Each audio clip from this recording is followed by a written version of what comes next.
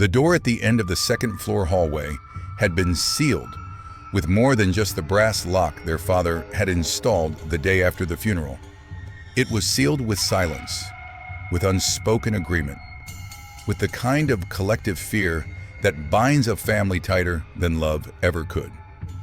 Elena stood in front of it on a November afternoon 3 months after they'd buried their mother, her hand hovering an inch from the wood, and she could feel it.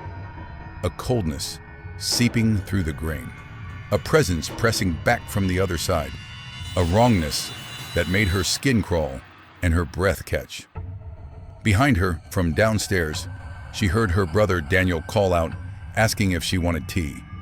His voice deliberately cheerful in the way it had been since that gray morning when they'd lowered the casket into frozen ground and come home to find the door standing open, and their mother's things scattered across the floor as if she'd been searching for something in those final moments before death. And without discussing it, without even acknowledging what they were doing, they'd gathered everything, pushed it back inside, and locked the door. And they'd been living around that locked door ever since, pretending it didn't exist, pretending they couldn't hear the sounds that came from behind it late at night. Elena had driven up from Boston the day before, making the 5-hour journey to the small Vermont town of Millfield where she'd grown up, where Daniel still lived in their childhood home because someone had to, because the house needed keeping, because none of them could bear to sell it, though none of them could bear to live in it either, except Daniel, who seemed to have made peace with the ghosts, or at least learned to coexist with them. The trees along Route 7 had been stripped bare by wind and early snow, and the mountains in the distance were gray against a grayer sky, and the whole landscape looked like it was mourning something, which seemed appropriate. Their mother, Catherine Winters, had died on August 15th at the age of 63. Heart attack, the coroner said, though she'd had no history of heart problems, had been in good health, had in fact seemed more vibrant in the months before her death than she had in years. She'd been found in her bedroom, lying on the floor in front of the closet, one arm outstretched as if reaching for something. The door to the spare room at the end of the hall, the room they'd always called the blue room because of its wallpaper, though it had faded to gray decades ago, had been standing open for the first time anyone could remember. The blue room had been locked for as long as Elena and Daniel had been alive. Longer, probably.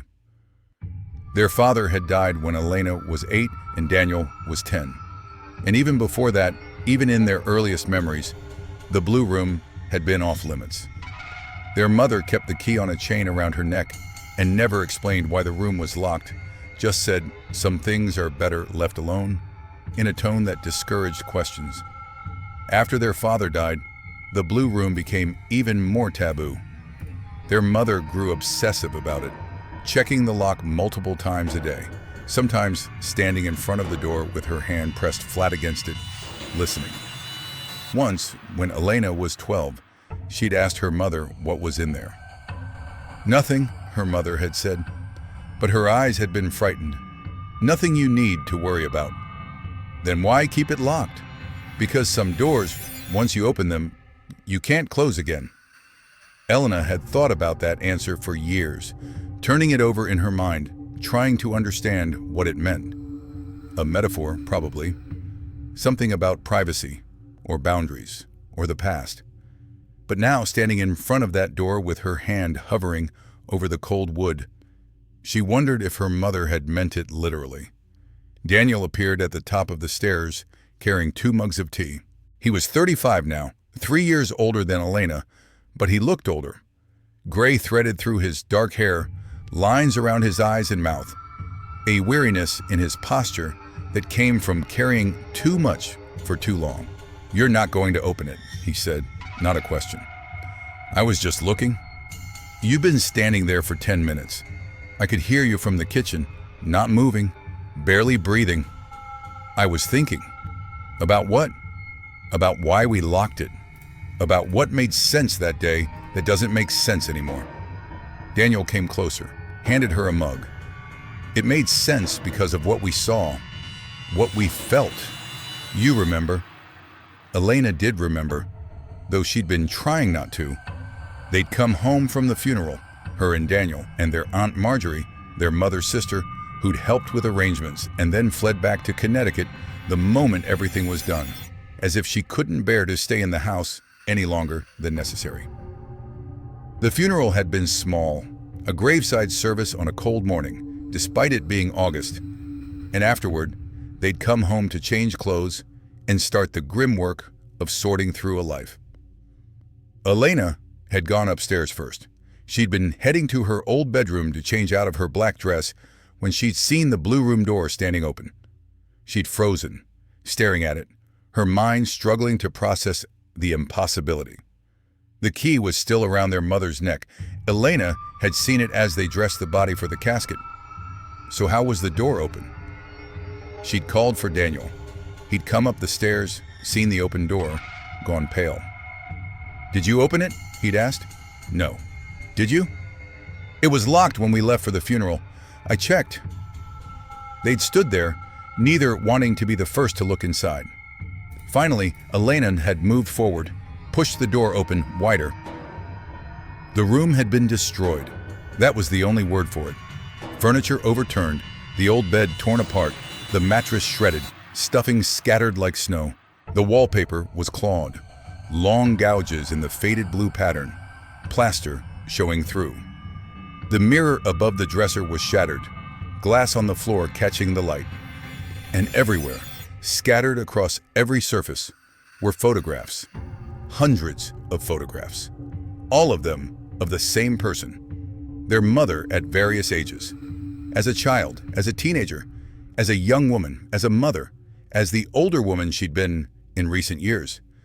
Some of the photos Elena recognized, they were from family albums, or had hung on walls downstairs. Others she'd never seen before. And still others were impossible. Photos that showed their mother in places she'd never been, with people she'd never known, in clothes she'd never worn. In the center of the room, on the floor, was their mother's jewelry box. It had been opened, and scattered around it were more photos, and letters written in handwriting Elena didn't recognize, and a lock of dark hair tied with a ribbon, and a child's bracelet, and other small objects that meant nothing to Elena, but must have meant something to their mother. The wrongest thing, though, was the feeling in the room. It was cold, winter cold, despite being August, and the air felt thick, heavy, hard to breathe. Elena had felt watched, though there was no one there. She'd felt unwelcome, as if the room itself was rejecting her presence. "What is all this?" she'd whispered. Daniel had moved to the center of the room, picked up one of the letters, started to read. His face had gone from pale to ashen. "Daniel, what does it say?" He'd crumpled the letter, dropped it back to the floor. "We need to clean this up. Put everything back. Lock the door." "What?" "No. We need to figure out what happened here. Why Mom had all this. Why the room looks like..." "Elena." His voice had been sharp, almost panicked. "We need to lock it back up. Now." They'd argued briefly, but there had been something in Daniel's face, in the way his hands shook, in the fear darkening his eyes, that made Elena stop pushing. They'd gathered everything, the photos, the letters, the scattered objects, and put them in boxes. They'd righted the furniture as best they could. They'd swept up the glass. And then they'd left, pulling the door shut behind them, and Daniel had gone to the hardware store and bought a new lock, the best one they had, and installed it while Elena watched. "Do you have the key?" she'd asked. "I'm not keeping a key," he'd said. "This door doesn't open again. Ever." And for 3 months it hadn't. But now Elena was back, and the sounds had started, and she needed to know what they'd locked away. "Tell me what the letter said," Elena said now, still standing in front of the door with her untouched tea cooling in her hands. Daniel was quiet for a long moment. "I can't." "Can't or won't?" "Both." "Daniel, we can't just leave it like this. We can't pretend there isn't a locked room in our childhood home full of whatever that was. We can't ignore the sounds. What sounds? Elena looked at him. You know what sounds. You said in your message that I needed to come home, that something was wrong. You wouldn't have called if you weren't hearing them too. Daniel's jaw tightened. I shouldn't have called. I was alone here, and it was late, and I thought I heard. He stopped, shook his head. But in daylight, it's fine. It's just an old house. Old houses make noise. Show me where you sleep. What? You're not sleeping in your bedroom anymore, are you? You're sleeping downstairs, on the couch, or in Dad's old study. Because you can't stand being up here at night on the same floor as that door. Daniel's silence was answer enough. So you are hearing it? Elena said. The footsteps, the sounds like someone moving around in there, the scratching on the door. Old houses make noise, Daniel repeated, but his voice was hollow. Elena set down her mug on the hall table. I'm opening it. No. We have to know what's in there. We have to understand what Mom was hiding. We already saw what's in there. Photos and letters and something else. Something that scared you so badly you refused to even talk about it. Something that's making sounds at night. Something that's wrong. Elena met her brother's eyes. Daniel, what did that letter say? He looked away. For a moment she thought he still wouldn't tell her, but then he spoke, his voice barely above a whisper. It said Mom had a twin sister. Elena stared at him. What? A twin? An identical twin named Christine. Born 20 minutes after Mom, on the same day, same year, same hospital. They were inseparable as children. But when they were 7 years old, Christine drowned. Fell through ice on a pond, and by the time they pulled her out, she'd been under too long.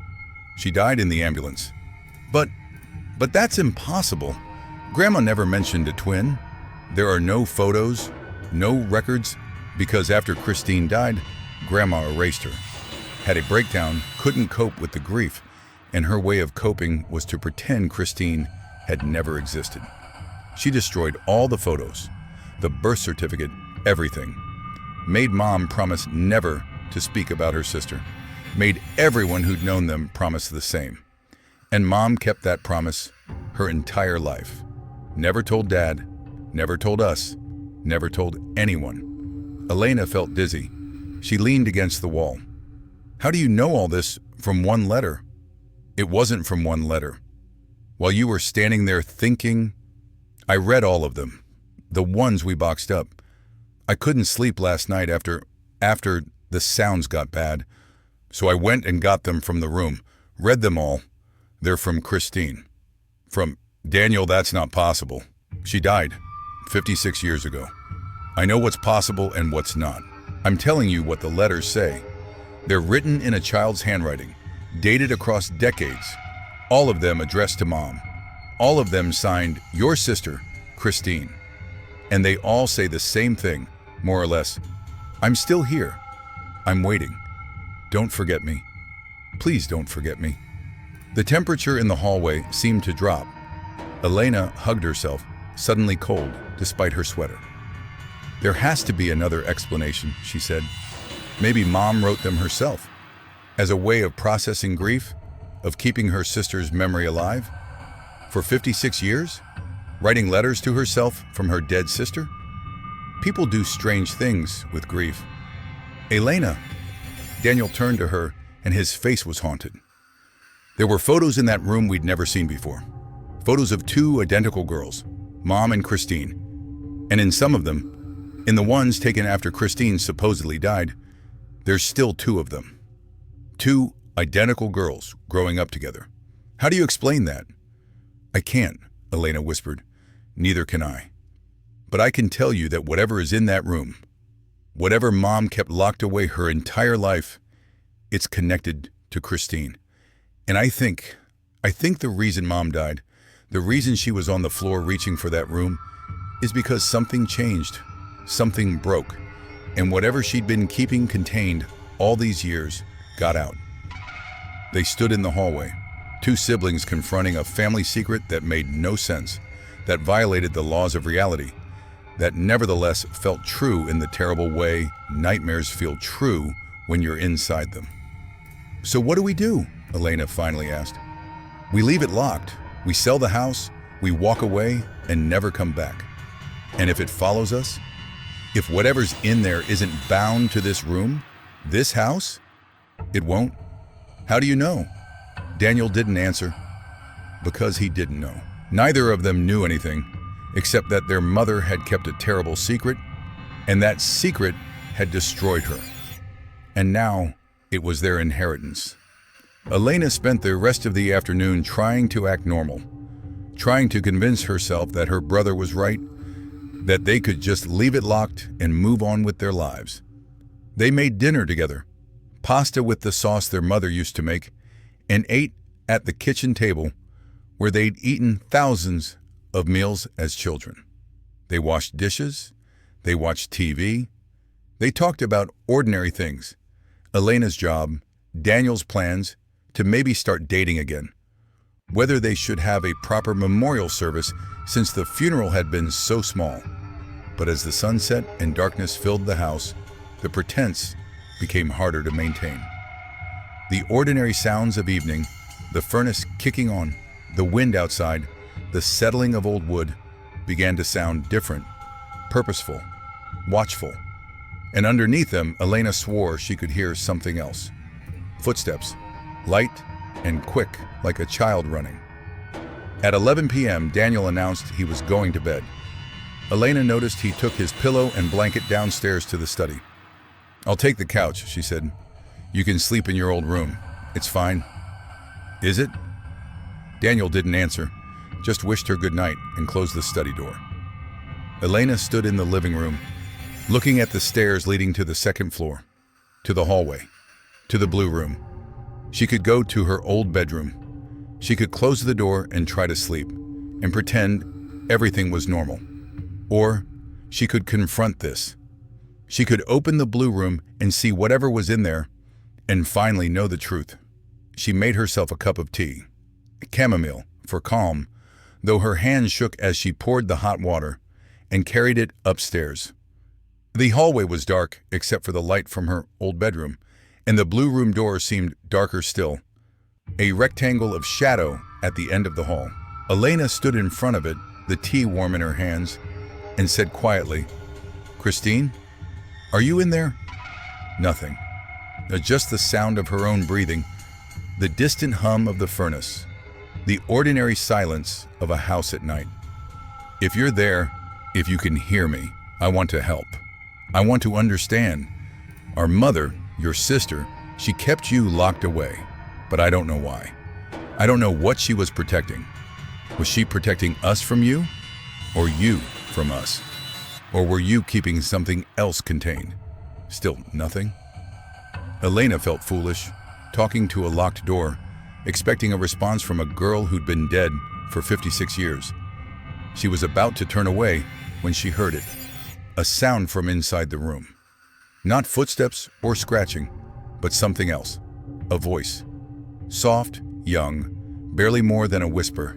"She forgot me." Elena's teacup slipped from her hands, shattered on the floor.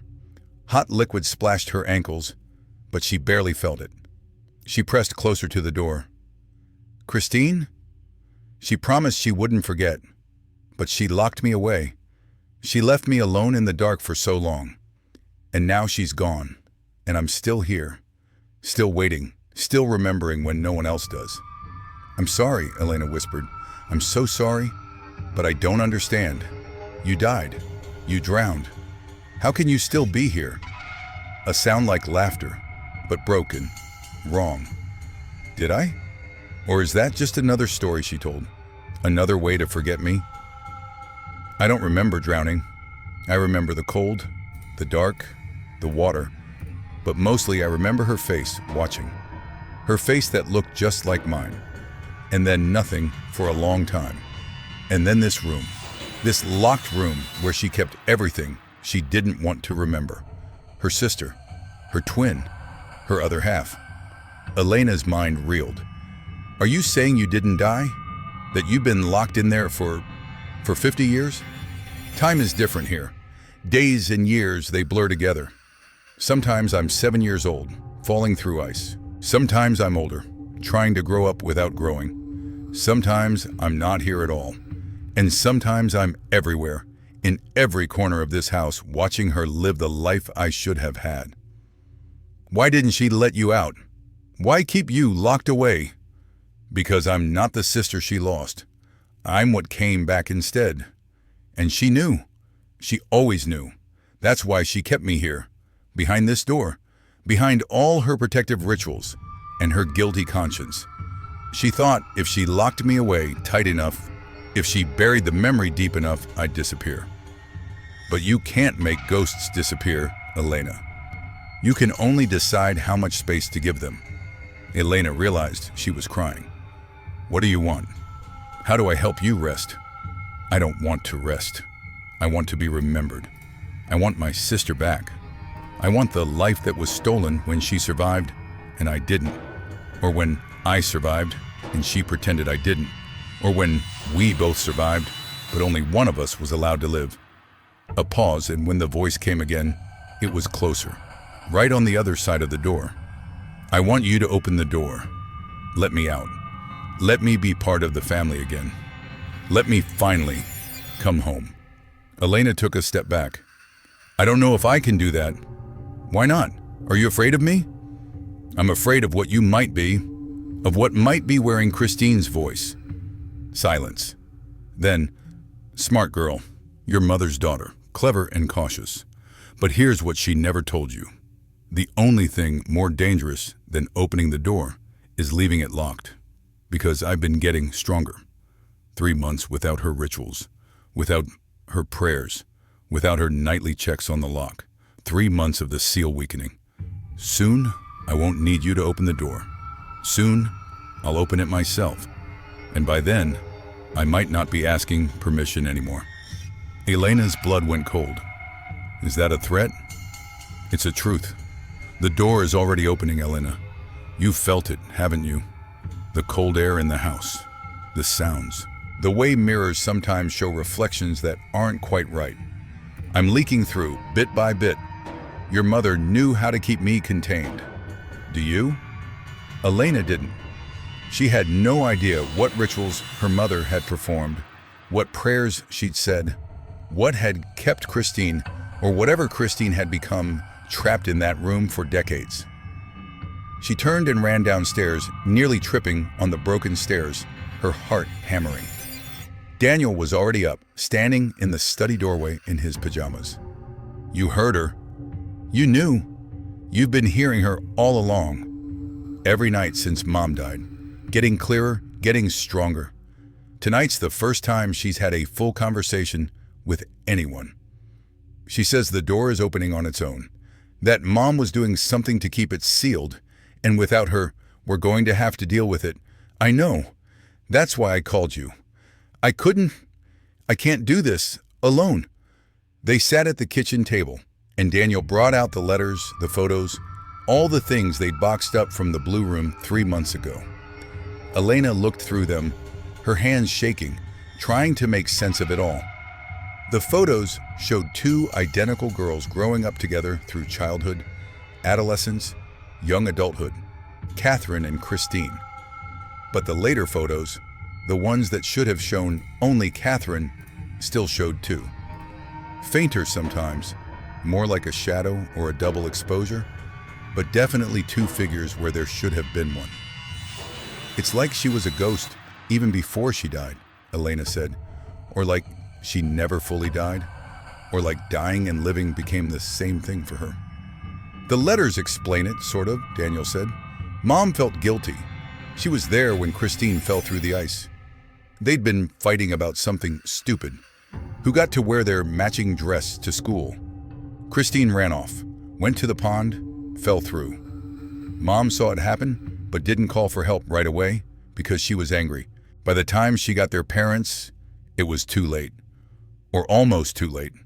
Christine was revived but had been without oxygen too long. Brain damage, the doctors said. She'd be a vegetable for the rest of her life. So what happened? Grandma couldn't handle it. The guilt, the grief, the burden of a profoundly disabled child.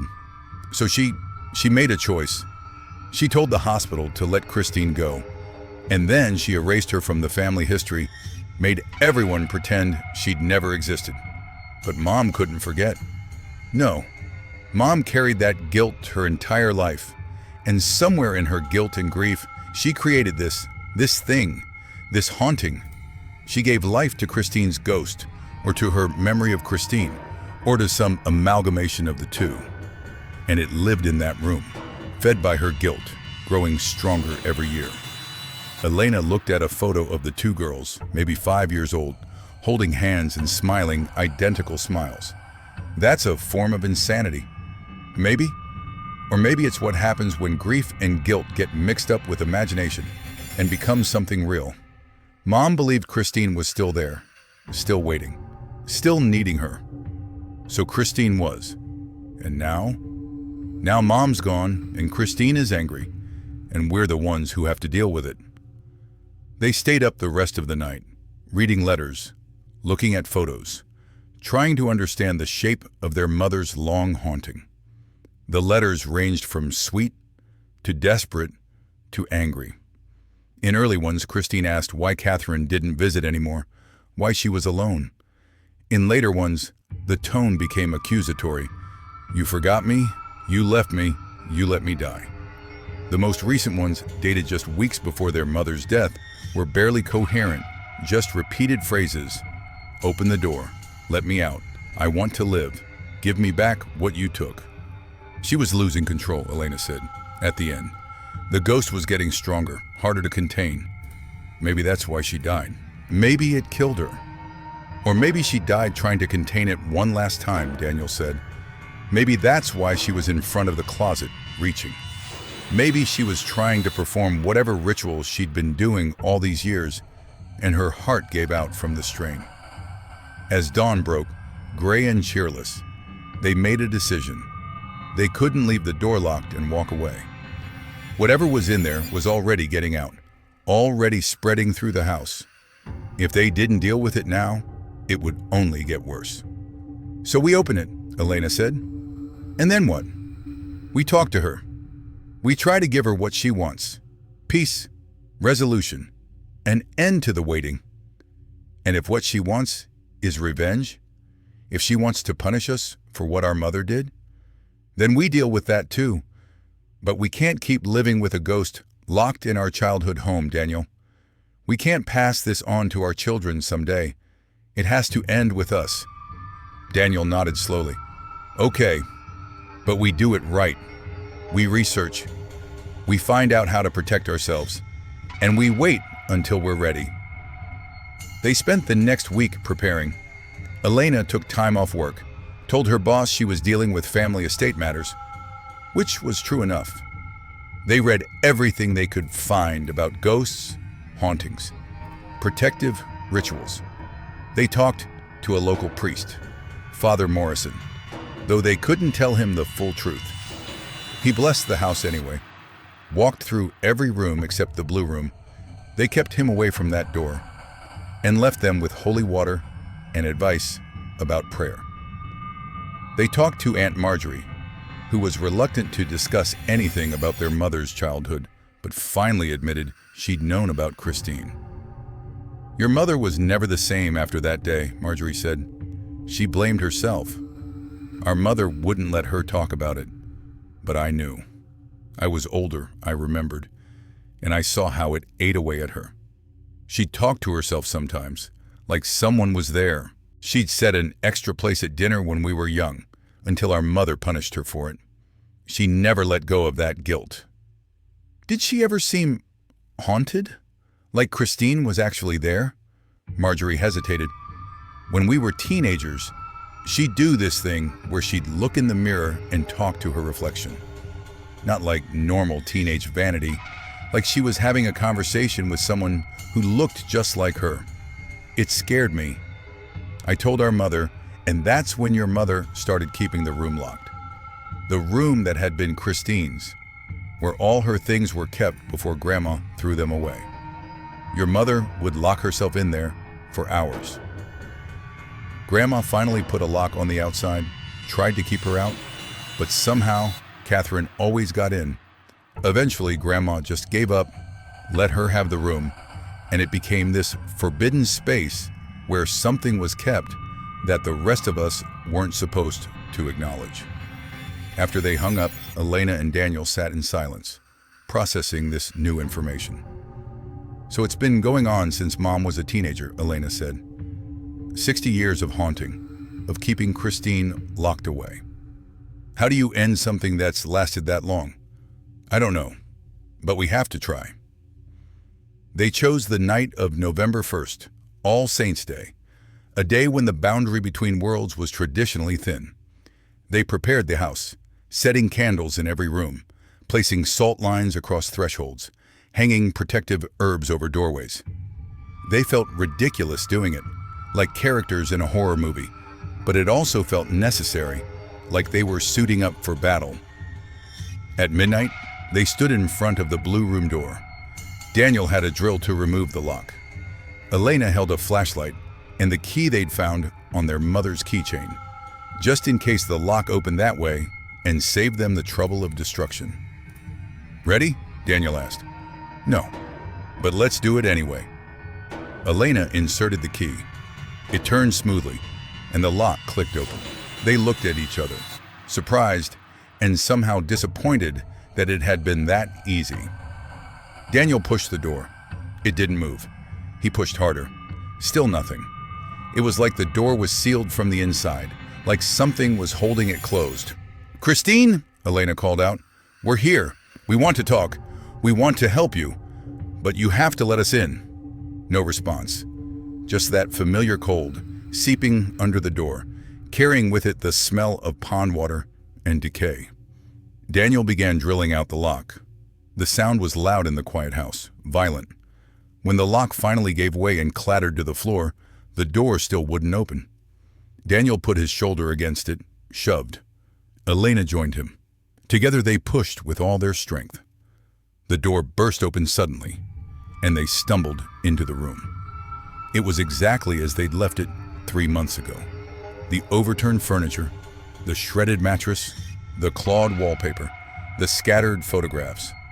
But it was also different. Colder, darker.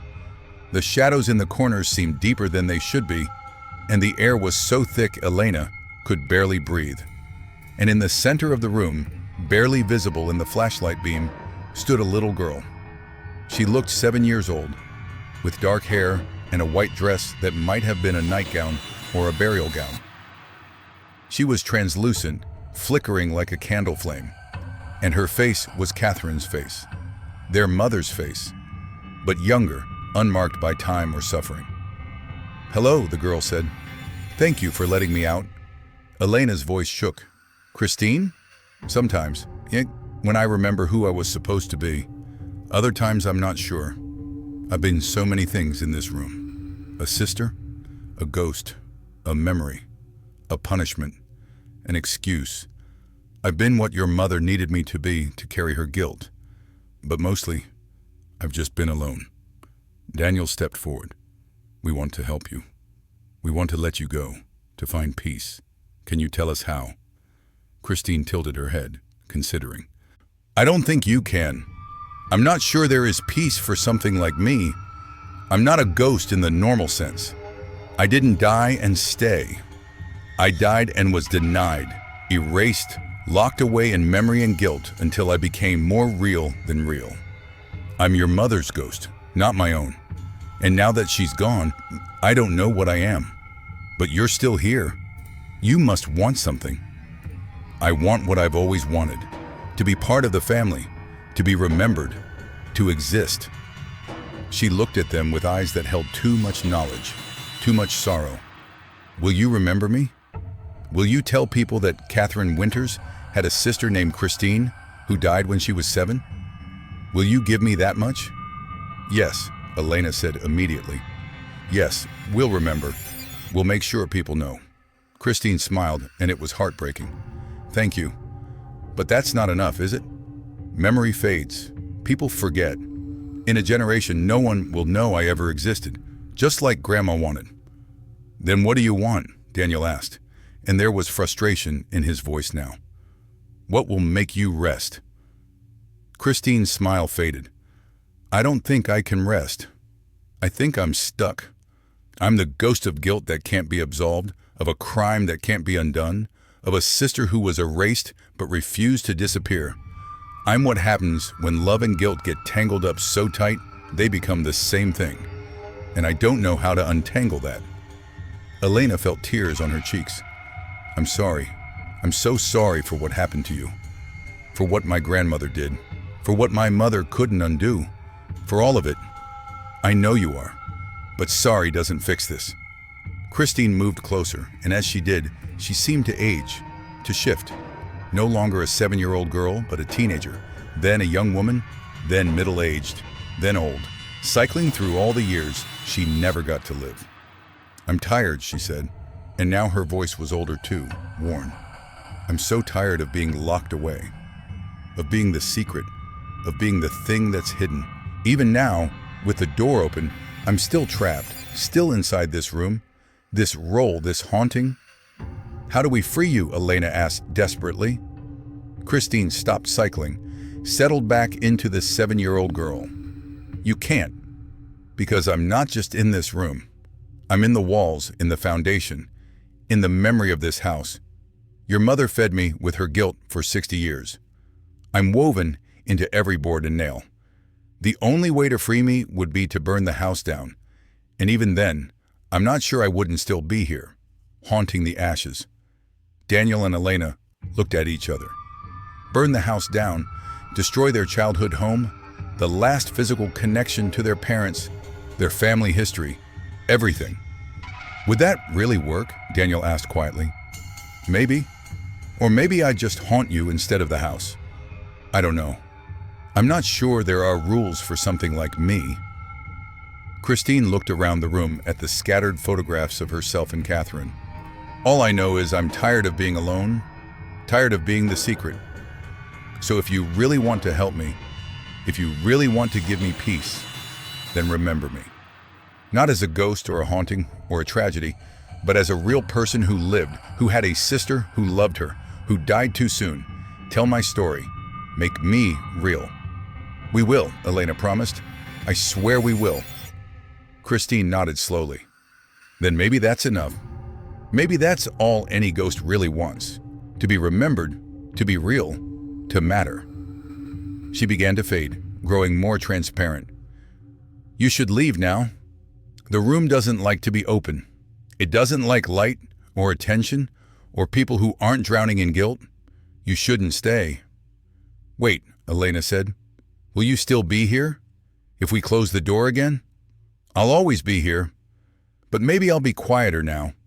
Maybe I'll rest a little easier, knowing someone finally knows my story. Christine was almost gone now, just a shimmer in the air. Tell them I existed. Tell them I was loved. Tell them I mattered. That's all. That's enough. Then she was gone, and they were alone in the ruined room with just the photographs and the cold and the overwhelming sadness of a life that never got to be fully lived. They left the room, closed the door, but this time they didn't lock it. There seemed no point. Whatever had been contained in there was already out or had never really been contained at all. They spent the next week sorting through everything, documenting Christine's life as best they could. They found her birth certificate in their mother's papers. Catherine had kept it despite their grandmother's attempts to destroy everything. They found hospital records, death certificates, all the official acknowledgement that Christine Abigail Winters had been born and had died at age 7. They wrote her story. Elena worked on an article for a local history website documenting the tragedy of twins separated by death and the mother who couldn't accept it. Daniel created a memorial page online with photos and details about Christine's short life. They had a proper marker made for her grave. She'd been buried in the family plot, but without a stone, her presence unmarked, and held a small ceremony where they finally said goodbye to the aunt they'd never known. The house grew quieter after that. Not silent, Old houses are never truly silent, but the sounds were normal again. No footsteps in empty rooms, no scratching at doors, no voices whispering in the dark. It was as if Christine had been waiting all these years just to be acknowledged, and now that she had been, she could finally rest. Elena went back to Boston, but she returned to Millfield once a month to visit Daniel and help with the house. They decided not to sell it. Not yet. It felt important to keep it in the family, to maintain the physical space where Christine had been remembered back into existence. Sophie, their cousin, Aunt Marjorie's daughter, came to visit with her own children. Elena found herself telling them about their great-aunt Christine, about the tragedy, about how important it is to remember the people we've lost. The children listened with wide eyes, and Elena saw understanding bloom in them. The understanding that every family has secrets, has ghosts, has stories that must be told or they'll rot from the inside. On the anniversary of their mother's death, Eleanor and Daniel went up to the Blue Room. They'd cleaned it out, repaired what could be repaired, painted over the clawed wallpaper. It was just a room now, furnished with a simple bed and dresser, ready to be a guest room if anyone ever wanted to stay in it. But it still felt different from the other rooms. Colder, more present somehow. And sometimes, when Elena stood in the doorway, she swore she could see two figures instead of one in the mirror, her own reflection and another, fainter one beside her. A woman who looked almost exactly like her mother, but wasn't quite, who smiled sadly and then disappeared when Elena blinked. She didn't tell Daniel about it. Some things didn't need to be shared. They kept the door open now, always open, with light spilling in from the hallway. Because they'd learned that secrets kept in darkness only grow stronger, more twisted, more hungry. Better to let the light in, to name the ghost, to tell the story. Better to remember than to forget, even when remembering hurts. Their mother had spent 60 years trying to contain her guilt, lock away her sister, pretend the past hadn't happened. And it had killed her in the end, or at least hollowed her out until only the haunting remained. Elena and Daniel chose differently. They chose to remember. They chose to tell. They chose to let Christine's story be known, even though it was sad, even though it reflected badly on their grandmother, even though it revealed family secrets that might have been better left buried. Because some doors, once you close them, trap more than just rooms. They trap people, memories, truths. And the longer they stay closed, the harder they are to open, until finally, they can't be opened at all. And whatever's inside becomes something other than it was. Something twisted by isolation and silence and denial. Better to leave the door open. Better to let the light in. Better to say the name of the ghost and acknowledge what was lost. Better to grieve openly than to haunt secretly. That's what Elena and Daniel learned in the house on Maple Street, in the room at the end of the hall, in the space between memory and forgetting where their Aunt Christine had waited for 60 years to be remembered home. The Blue Room stands empty now, except on certain nights when the moon is full and the shadows fall just right. And if you stand in the doorway, you might see two little girls holding hands, identical in every way, except one is solid and real, while the other is made of moonlight and memory. And they're whispering secrets the way sisters do, sharing the life that one of them lived and the other only dreamed. And in the morning, the room is empty again. But somehow, you know they'll be back, because some bonds aren't broken by death or denial or 60 years of locked doors. And some stories refuse to end until they're finally told.